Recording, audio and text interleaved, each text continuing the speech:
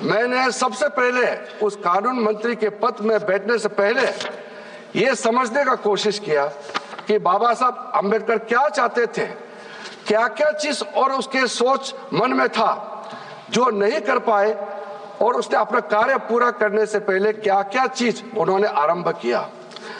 वो सुबह मैं कानून मंत्री के पद पर जाने से पहले सबसे पहले मेरा मन में यह आया कि बाबा साहब भीमराव अंबेडकर इस देश का पहला कानून मंत्री तो बना, लेकिन उन्होंने इस्तीफा क्यों दिया, इसका चर्चा लोगों के सामने में अक्सर नहीं होते हैं।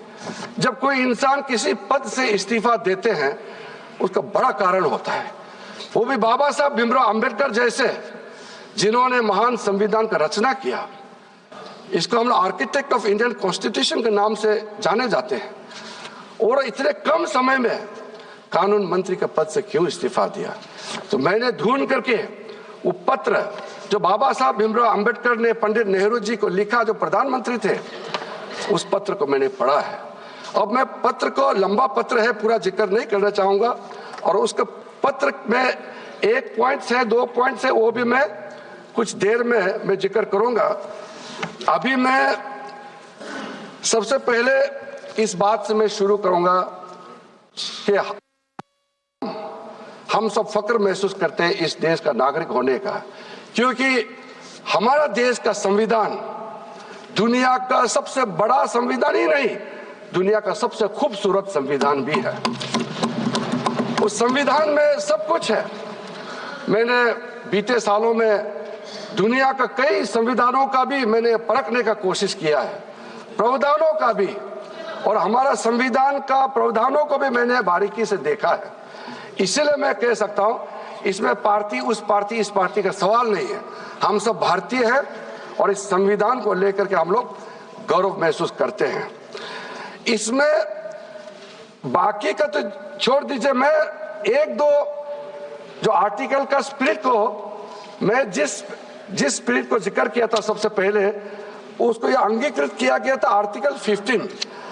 आर्टिकल 15 में किसी भारतीय को, चाहे कोई धर्म का हो, कोई जात का हो, बच्चा हो, बूढ़ा हो, औरत हो, मर्द हो, कोई सवाल नहीं, हर एक भारतीय को बराबर का दर्जा देने का सबसे पहले आर्टिकल 15 में जिक्र किया गया है। फिर उसके बाद आर्टिकल 16 में, अनुच्छेद 16 में सबको बराबरी का मौका देने का, इक्वालिटी इन अपॉर्चुनिटी, इसका भी वहां मेंशन किया गया है।